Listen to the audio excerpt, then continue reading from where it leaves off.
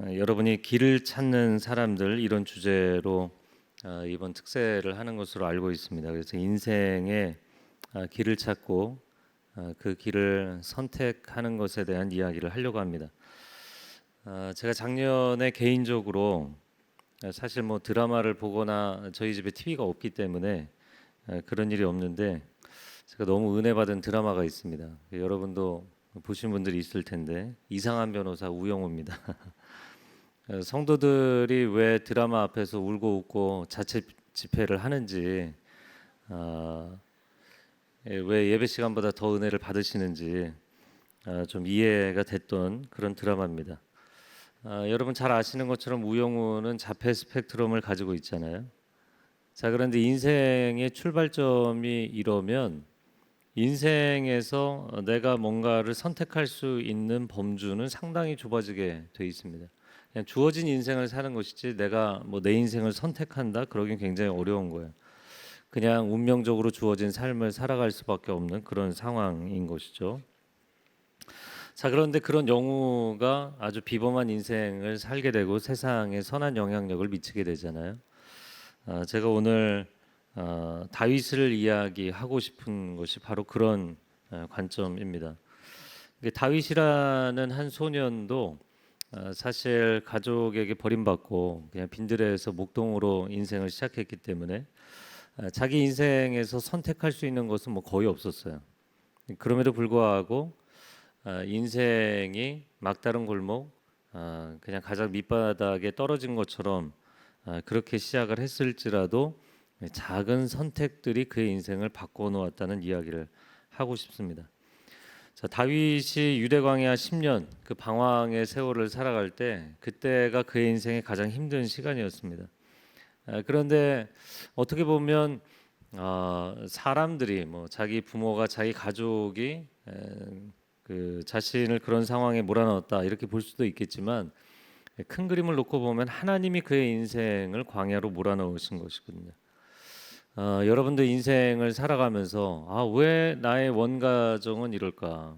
내가 조금 더 좋은 가정에서 태어났다면, 내가 조금 더 인생의 좋은 트랙을 따라서 왔다면 좋았을 텐데 이런 생각이 들죠. 인생이 그렇게 코너에 몰려 있을 때 과연 우리는 무슨 선택을 하고 살 수 있을까? 여러분 저를 한번 따라해 보시겠어요? 인생은 선택의 연속입니다. 네, 오늘 뭐 새벽 예배를 나올 것이냐 말 것이냐 물론 특세를 하니까 나오신 것도 있겠지만 새벽 예배를 나올까 말까 이제 목요일쯤 되니까 너무 피곤한데 하루 쉴까 뭐 이런 것도 선택이죠. 또 나오면서 여러분이 뭐 어떤 옷을 입고 나오느냐 뭐 뭐를 타고 오느냐 뭐 인생은 크고 작은 선택들로 구성이 되어 있는 거예요. 자, 오늘 본문의 1절 말씀 같이 한번 읽어봤으면 좋겠습니다. 오늘 본문의 1절, 네, 한번 1절 보여주시겠어요? 성경 구절 한번 같이 보고 읽으면 좋겠습니다. 할렐루야.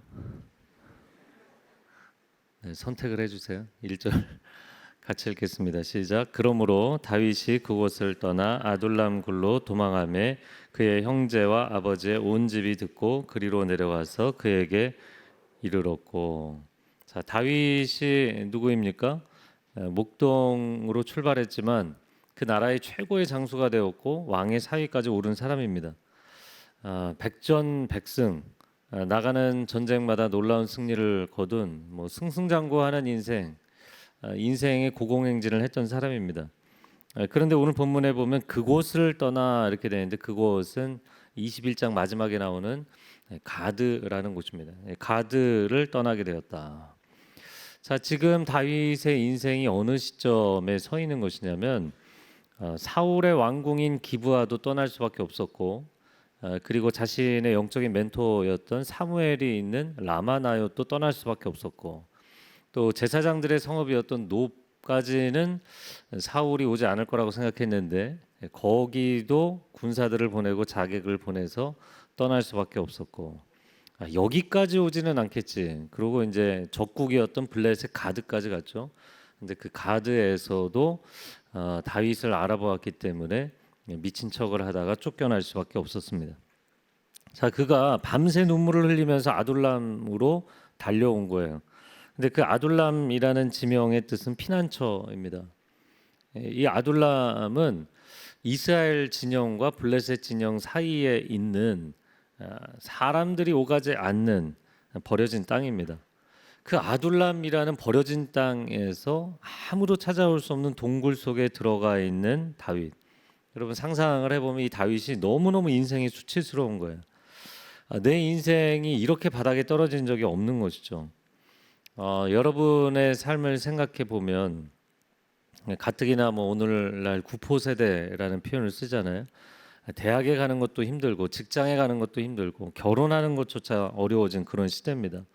그런데 엎친 데 덮친 격으로 이 팬데믹으로 인해서 또 다른 어려움을 겪게 되고 또 러시아 우크라이나 전쟁으로 세계 경제가 흔들리고 또 기후 변화, 기후 위기의 문제도 아주 심각한 상황에 처하게 됐습니다.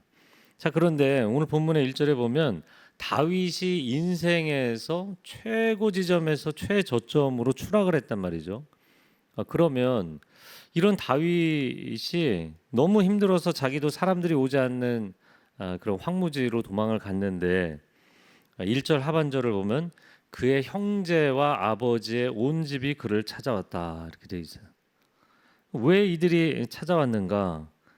이 사람들은 이 가정에 이제 위로 형들이 7명 있는데 막내였던 자기를 빈들로 내몰은 장본인들이거든요. 시편 27편 10절 말씀 한번 같이 읽어볼까요? 시작. 내 부모는 나를 버렸으나 여호와는 나를 영접하시리이다. 아멘. 이 시편 27편이 누구의 시편일까요? 다윗의 시편입니다. 다윗은 부모에게 버려진 아이였어요. 그러니까 빈들에 기라성 같은 형님들이 있음에도 불구하고 그 형들이 아니라 맹수와 싸워야 되는 그런 위험한 상황까지도 처하게 되는 그런 들판에 10대 소년 막내 다윗을 내보냈던 거죠. 자, 그러니까 여러분 가운데 나는 왜 나의 원가정이 이런 가정에서 태어났을까? 여러분 다윗처럼 그런 마음이 있었던 사람이 있을까 싶어요.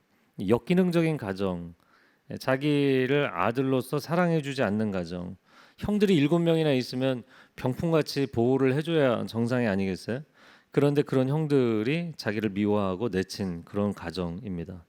자, 그런데 다윗이 이 나라의 최고의 장수가 되고 왕의 사위가 되고 그렇게 잘 나갈 때 가족들이 와서 도와달라고 하면 도와줄 텐데 자기 인생이 밑바닥에 떨어졌는데 와서 의지하겠다는 거잖아요.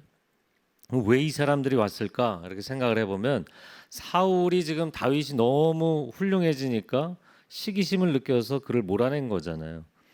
사울의 칼날을 피해서 연좌제를 적용했던 것이 아닌가. 가족들에게도 책임을 묻고 그들을 추궁하려고 했기 때문에 도망온 것이 아닌가 이런 생각을 하게 됩니다.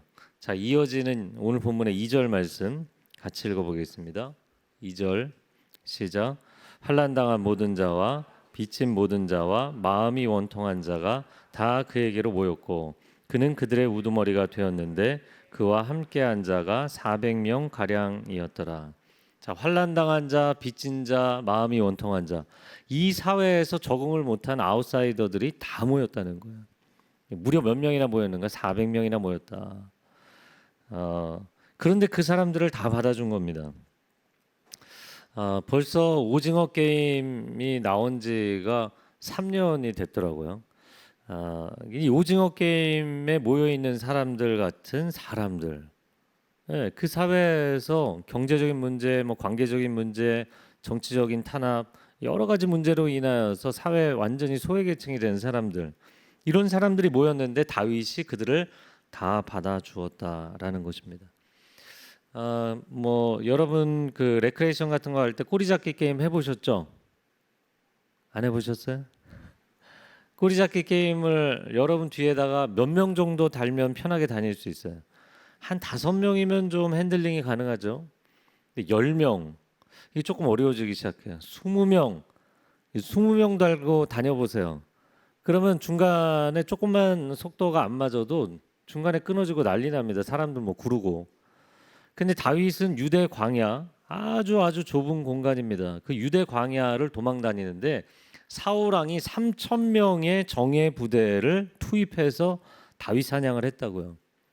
그러니까 우리가 뭐 보는 뭐 강철 부대나 나올 것 같은 그런 특별 부대들이 3천 명이 다윗을 잡겠다고 쫓아다녔는데 다윗이 꼬리를 400명이나 달고 다닌 거예요. 여러분 잡히기 쉽겠습니까? 어렵겠습니까? 당연히 쉬워지는 거예요. 근데 이 사람들을 나도 도망 다니려면 힘든데 오지 마십시오. 얘기하지 않고 그들을 다 받아줬다는 거예요. 그랬더니 오늘 22장인데 그 다음 23장으로 넘어가 보면 그 숫자가 600명이 됩니다. 근데 여기서 400명, 600명은 장정의 숫자만 센 거야. 그리고 그 가족들이 있었어요. 나중에 사무엘상 후반부를 보면 그러니까 장정만 600명이라고 그러면 딸린 가족들까지 생각하면 2,000명, 3,000명 되는 사람들을 광야에서 데리고 다녔다는 거죠. 그런데 더 여기서 놀라운 것은 단 한 명도 잡혔다는 얘기가 없어요. 단 한 명도 사울에게 잡혀서 부하를 뺏기거나 내가 지켜야 될 사람들을 잃어버린 적이 없다는 거예요. 10년 동안을 그 광야를 도망 다니면서 이 사람들을 다 먹이고 재우고 입히고 지켜줍니다. 자, 제가 오늘 선택에 대한 이야기를 하겠다고 했는데요. 아둘람과 같은 인생의 상황에서 나는 뭘 선택할 수 있을까? 그건 뭐냐면 내가 내 앞가림도 하기 어려운데 내가 누구를 돕겠는가? 여러분 그렇게 살겠는가? 아니면 정말 나에게 도움을 청하는 사람을 내치지 않고 그 사람을 돕겠는가라는 선택이에요. 인생 힘든데 그냥 혼자 가지 뭘 함께 가는가?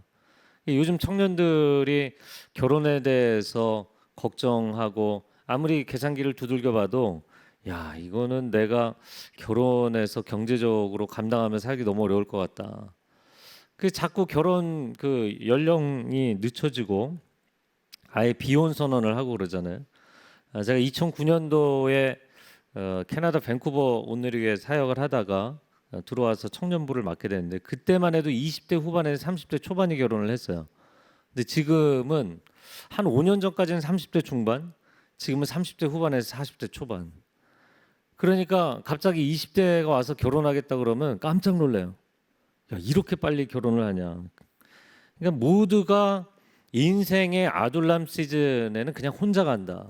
나 하나도 커버하기 힘들다. 이런 생각들을 하고 있는 거죠.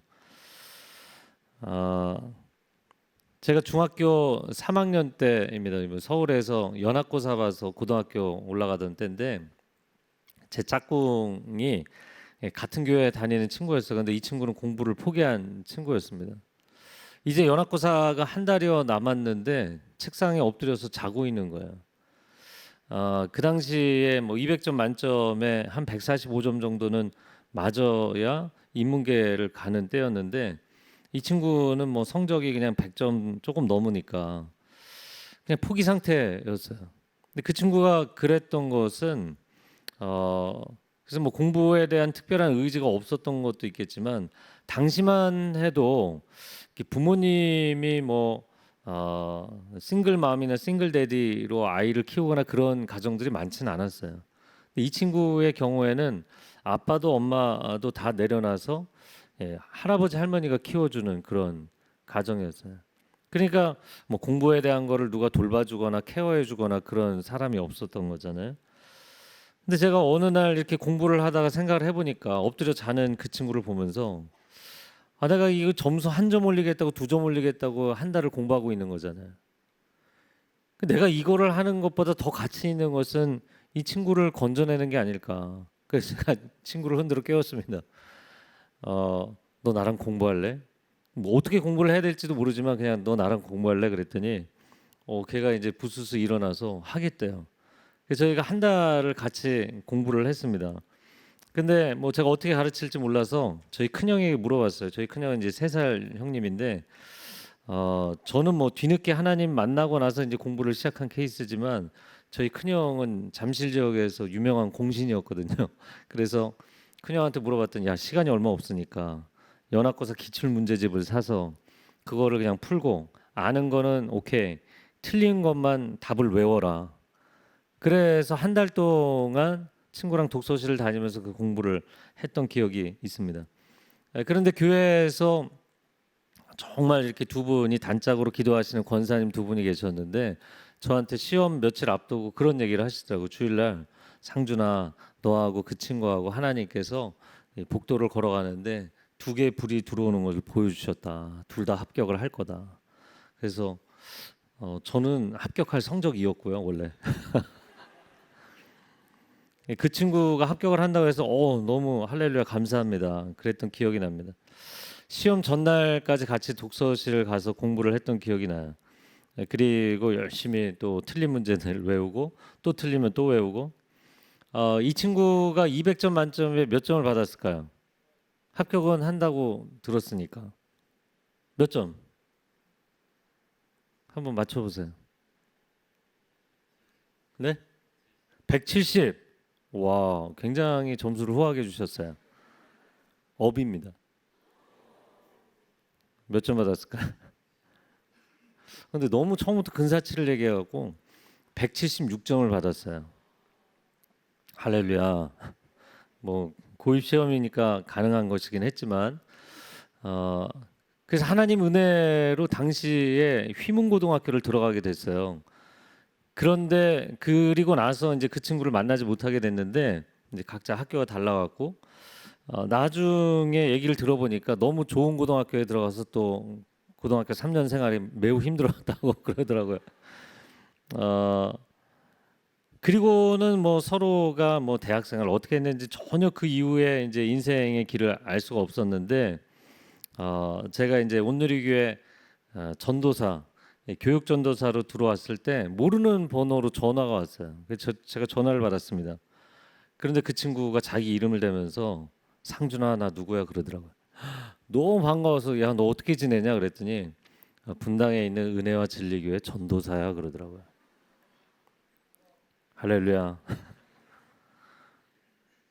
제가 그 당시에 고등학교 3학년 때는 한번 그런 일이 있었어요. 뭐 그 친구도 크리스찬이었는데 전교 1등 하는 친구가 다른 교회 학생회 회장이었고 근데 이 친구가 약간 좀 까칠하긴 해도 하여튼 열심히 공부하고 괜찮은 친구인데 시험 전날이었습니다. 시험 전날 옆에 있는 친구가 이제 수학 문제 어려운 문제를 질문을 한 거예요.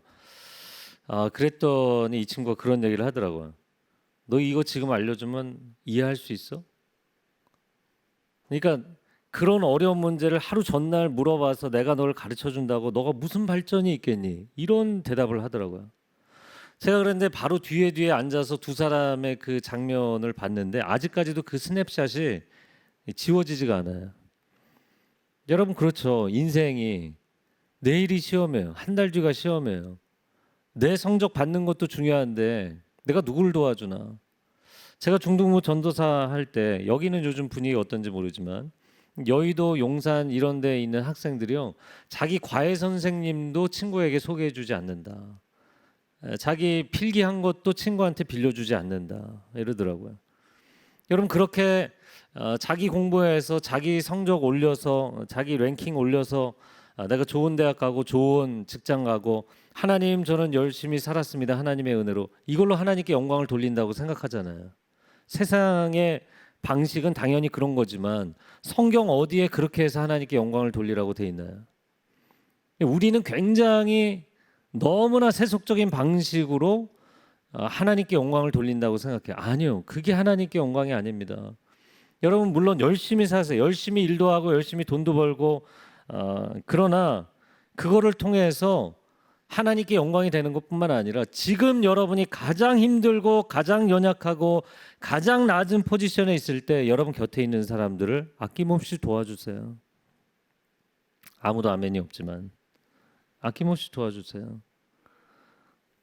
저는 하나님 은혜로 공부 포기자였던 제가 이제 공부를 하게 돼서 대학을 4년 장학생으로 가게 됐거든요. 그런데 그 대학에서 열심히 수업 듣고 중앙도서관, 기도실 거기만 이 세 군데만 뱅글뱅글 돌았습니다. 그런데 대학교에 올라가 보니까 족보라는 게 있더라고요. 족보 아세요? 네, 선배님들이 물려주신 귀한 공부 자료집, 뭐 시험 자료 이런 거잖아요. 그래서 제가 그 족보를 대하면서 내가 역사에 길이 남을 만한 족보를 남겨야겠다. 이걸 제 그 사명으로 생각하고 이걸 왕족이라고 하잖아요. 왕족을 만드는 작업을 하기 시작했습니다. 그래서 제가 이제 영어와 개론 같은 경우에는 정말 정성을 다해서 족보를 만들었는데 그 10년 뒤, 15년 뒤에도 후배들이 쓰고 있더라고요. 네, 전혀 감동이 없으시지만 근데 제가 그 족보를 그렇게 열심히 만들었던 것은 거기에 기도문 써놓고 거기에 성경 구절 써놓고 이 족보를 보는 사람들마다 하나님을 생각할 수 있도록. 여러분 왜 공부하십니까? 저를 한번 따라해보세요. 공부해서 남주자. 네, 또 한번 따라해보세요. 돈 벌어서 남주자. 여러분 공부해서 내가 이렇게 잘난 사람이 됐습니다. 그게 하나님께 영광일까요? 여러분이 돈 많이 벌어서 난 이렇게 화려하게 살 수 있게 됐다. 그게 하나님께 영광일까요? 여러분 지극히 세속적인 관점으로 여러분의 인생을 해석하지 마세요. 그거는 세상의 성공 신화입니다. 여러분이 지식을 쌓아서 아낌없이 나눠주고 여러분이 열심히 돈 벌어서 아낌없이 나눠주세요. 이 땅에 우리의 도움을 필요로 하는 사람들이 얼마나 많은지 모르고 우리를 통해서 하나님의 사랑을 경험해야 될 사람들이 얼마나 많은지 모릅니다. 저는 대학교 2학년 때 이제 군대 들어가게 됐고 그리고 이제 군대 마치고 4년 그리고 이제 신학대학원을 갔는데요. 대학교 3학년 때부터 번역을 하기 시작했어요. 왜 그런지 하여튼간에 저는 인생을 의미 있게 살고 싶은 그 열심이 있는 사람이라 과외에서 쉽게 돈 벌어도 되는데 그렇게 쉽게 돈 버는 게 마음이 이상하더라고요. 그래서 어느 날 그 기독교 출판사들이 다 전화를 했습니다. 뭐 생명의 말씀사, 조이성교회 출판사 전화를 해서 저 이런 영문학 전공하는 학생인데 번역할 수 있을까요? 다 비긴어니까 다 안 된다고 전화들을 끊더라고요. 근데 감사하게도 두란노에서 한번 와봐라. 그래서 제가 갔습니다. 테스트 원고를 주셔서 테스트에 통과를 해서 첫 책을 주셨는데 D.L. 무디 책이었어요. 그런데 무려 900페이지짜리 책이었습니다. 제가 그거 하느라고 미쳐 죽는 줄 알았습니다. 왜냐하면 이 번역이라는 게 단어에서 단어, 문장에서 문장 정말 시간을 어마어마하게 써야 되는 거거든요. 그런데 제가 항상 첫 수확은 하나님 앞에 드리기 때문에 첫 소산을 하나님께 헌금으로 드렸어요.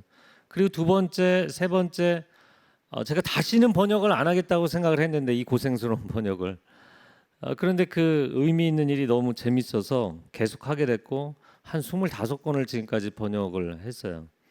그런데 하나님이 마치 기다렸다는 듯이 이 번역이 끝나가고 번역료가 나올 때쯤이 되면 야 그거 선교사님에게 보내드리면 좋겠다 이런 막 감동을 주시는 거예요. 참을 수 없는 감동을. 그래서 25권 중에 20권은 하나님이 다 가져가셨어요. 선교사님께도 보내드리고 학비 내지 못해서 마지막 경고 먹은 대학생 선생님에게 주기도 하고. 여러분 그런데 그 마음에요. 내가 돈 벌어서 편하게 쓰는 것보다 정말 필요한 사람에게 내가 축복의 통로가 될 수 있다는 게 인생이 얼마나 기쁜지 몰라요. 얼마나 감격이 있는지 몰라요.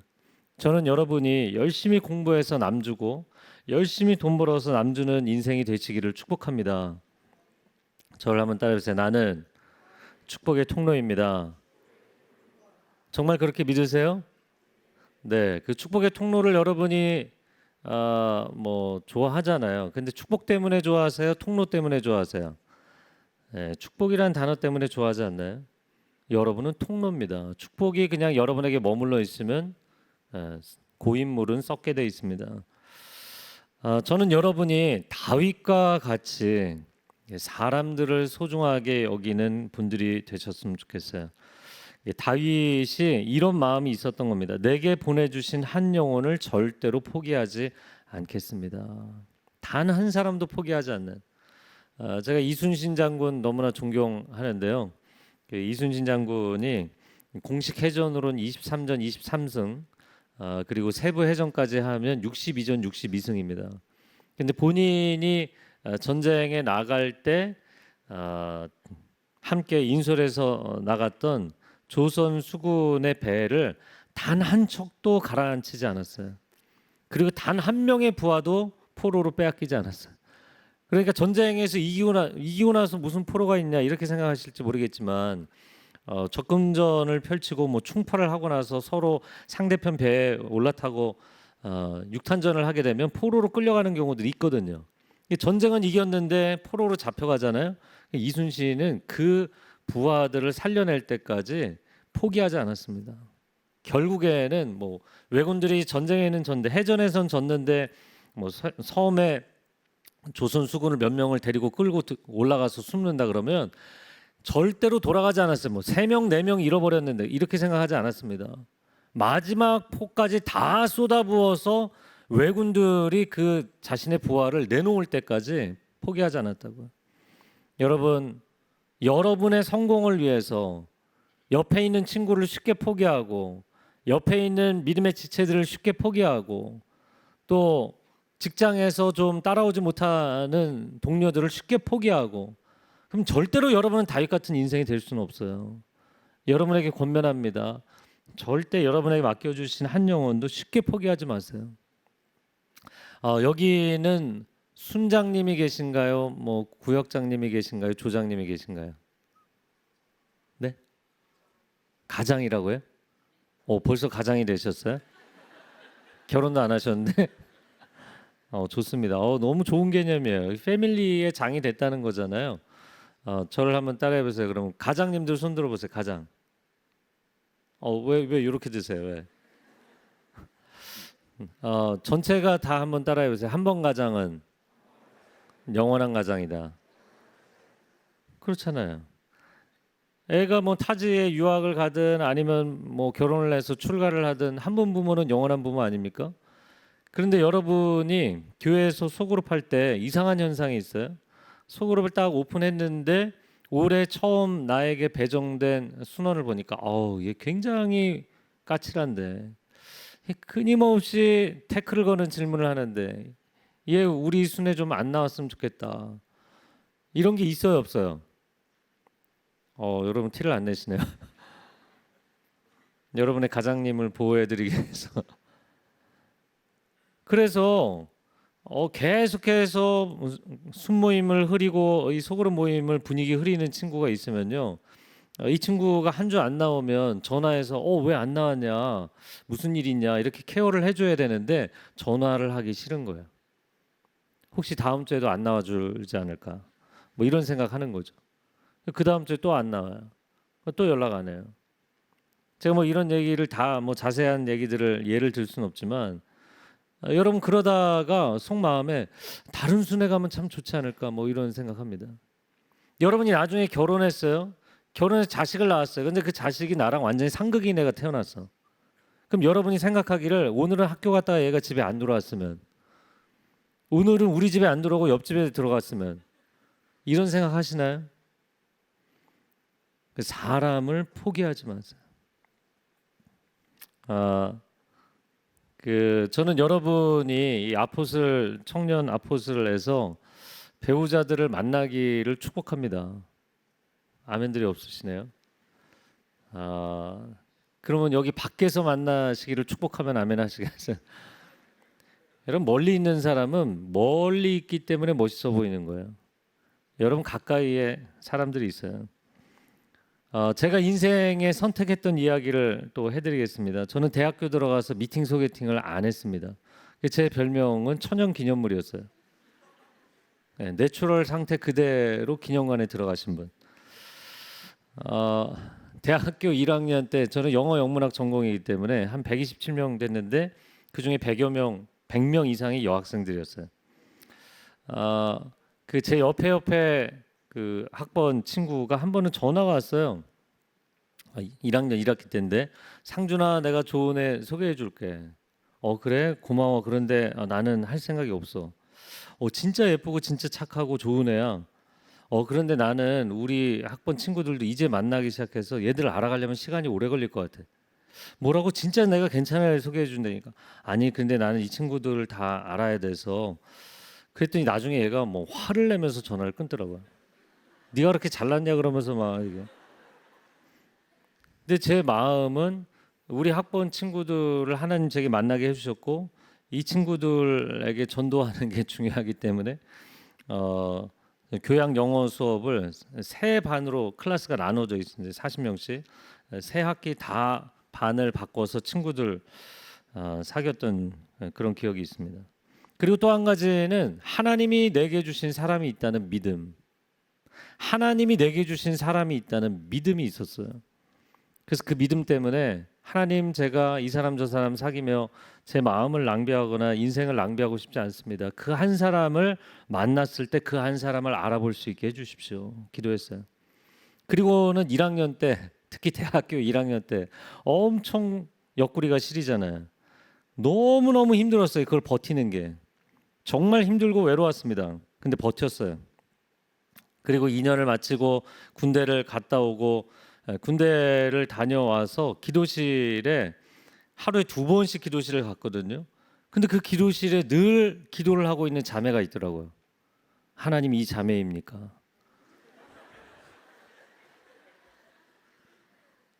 그 친구는 제 이제 과 후배였는데 제가 이제 3년을 군대 때문에 쉬었고 이게 3년 후배인데 제가 프로포즈 했던 날도 아침에 큐티를 하고 기도하는데 하나님께서 오늘 프로포즈 해라 그러시더라고요.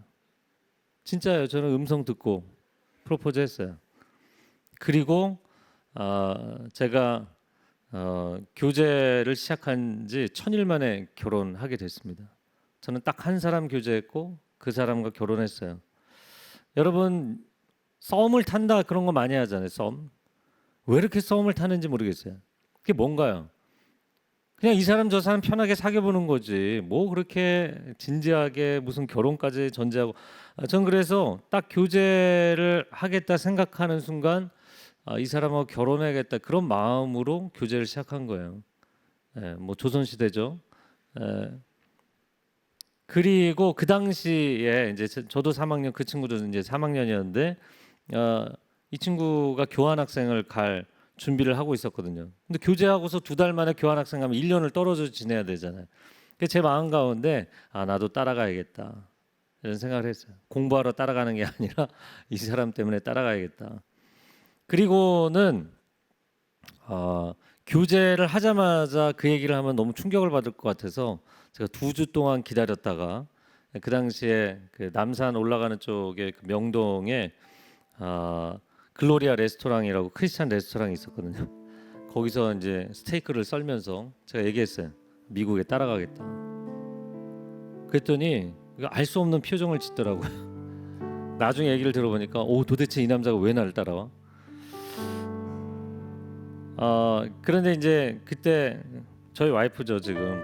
그때 여자친구는 애나버 미시간 대학에 교환학생 갔는데 제가 그 다음 어플라이를 했더니 TO가 없어갖고요. 다른 주에 해야 되는 거예요. 바로 옆에 뭐 인디애나, 일리노이. 제가 일리노이 대학 어바나 샴페인에 있는 유오바이에 교환학생 갔습니다. 저는 바로 옆에 있어 굉장히 가까운 줄 알았어요. 편도로 차로 10시간. 그래도 같은 시간대여서 매일 저녁 전화하고 그리고 한 달 동안 한 학기 동안 떨어져 있는 기간 동안 제가 매일 편지 보내고 했던 기억이 있습니다. 저는 한 사람에게 올인했고 그 한 사람과 지금 24년째 룸메이트로 살고 있습니다. 오늘 서울에서는 혼자 또 교회 새벽 예배 드리고 있는데 제가 여호수아 청년부 맡아서 청년들에게 매주 설교 때마다 자주 했던 얘기가 손만 잡으면 결혼해라. 저를 따라해보세요. 손만 잡으면 따라해보세요. 손만 잡으면 결혼해라. 그러니까 청년들이 처음에 딱 이 반응이었어요. 제가 처음 여호수아 청년부 맡았을 때 한 1,800명이었거든요. 나중에 부흥해서 2,500명까지 됐는데 그 여호수아 청년들이 제가 매주 진지하게 이 얘기를 하니까 처음에는 뭐 말도 안 되는 시대착오적인 얘기를 하고 있냐. 근데 매주 이 얘기를 하니까요. 예배 끝나고 나서 스몰 그룹 가서 순장님 안녕하세요 악수를 해도 악수하면 안 되는 거예요. 교회 안에서 이 썸 타서 스킨십의 문제 사고 치는 친구들 있잖아요. 이런 거 다 근절되고 사람을 만날 때 그냥 내 외로움을 달래기 위해서 이 사람을 이용하는 게 아니라 정말 내가 이 사람을 위해서 내 평생을 헌신할 수 있겠는가 진지하게 고민하고 교제하기 시작하고 그러면서 결혼들을 어마어마하게 많이 하게 됐어요. 그래서 제가 수백 쌍을 주례를 했습니다. 전국을 다니면서 우리 청년들 정말 결혼 많이 시켰어요. 제가 오늘 여러분에게 이야기하고 싶은 건 왜 여러분의 인생에 사람에게 정성을 다하지 않고 대충 썸이라는 게 좋은 말이 아니잖아요. 나의 전부를 올인하지 않겠다는 거잖아요. 일부분만 조금 간을 보고 아닌 것 같으면 물러서고 조금 연애 감정 느꼈다가 서로 뭐 의견 차이 있으면 물러서고 그렇게 인생을 왜 살아야 되는가? 여러분 신앙생활을 하려면 하나님 앞에 올인을 하고 사세요. 내가 정말 사람과 우정을 쌓든 내가 이 사람과 연애를 하고 결혼을 하든 여러분 인생을 쏟아 부으세요. 왜 인생을 하나님이 주신 인생을 대충 살려고 합니까? 저는 여러분이 아무것도 없는 것 같지만 선택의 상황에서 살아간다는 것을 잊지 마시기를 바랍니다. 네, 아둘람 선택 두 번째 간단하게 이야기를 하고 마쳐야 될 것 같아요. 두 번째는 내가 이렇게 밑바닥 상황이지만 계속 예배할 것인가 아니면 예배를 중단할 것인가. 내가 아무리 기도를 한들 내 인생에 이루어지는 게 뭐가 있습니까? 이 광야에서 내가 하나님을 예배한들 뭐가 달라지겠습니까? 그런데 다윗은 절대로 예배를 포기하지 않았다는 겁니다. 할렐루야. 시편 57편 7절과 8절 한번 같이 읽어봤으면 좋겠네요. 읽어볼까요? 시작. 하나님이여 내 마음이 확정되었고 내 마음이 확정되었사오니 내가 노래하고 내가 찬송하리이다. 내 영광아 깰지어다. 비파야 수고마 깰지어다. 내가 새벽을 깨우리로다. 아멘. 여러분 1년에 몇 차례 특세 이렇게 하신다고 들었어요. 저는 여러분이 그냥 1년 내내 다짐하고 새벽 예배 하셨으면 좋겠어요. 다윗은 광야에서 하루 스케줄이 없는 늘 도망 다녀야 되는 언제 잡힐지 모르는 인생의 가장 힘든 시간에 날마다 새벽을 깨우며 찬양했습니다. 그래서 다윗의 인생이 된 거예요. 여러분 바쁘시죠? 그러나 여러분 바쁜 시간에 인생의 첫 시간을 하나님 앞에 드리세요. 제가 오늘이게 청년부 사역할 때는 매일 아침 1000명이 새벽 예배를 드렸어요. 각각의 일터에서 교회에 모여서 곳곳에서 카페를 빌려서 새벽 예배했어요. 여러분 아침 첫 시간 인생의 시간의 주도권을 되찾아 오셔야 됩니다. 허둥지둥 내가 오늘 어떻게 살아야 되는지도 모르고 인생을 살지 마세요. 하나님께 명확하게 음성 듣고 비전을 갖고 하루를 시작하세요. 그러니까 이 회사를 다녀보면 직급이 이제 들어온 말단 사원들은 늦게까지 제일 끝일을 하는 거잖아요. 그런데 회사의 임원, 회사의 CEO가 되면 아침에 새벽에 일찍 나옵니다. 첫 시간을 깨우고 오전에 회의하고 그리고 일 맡기고 그리고 끝이에요.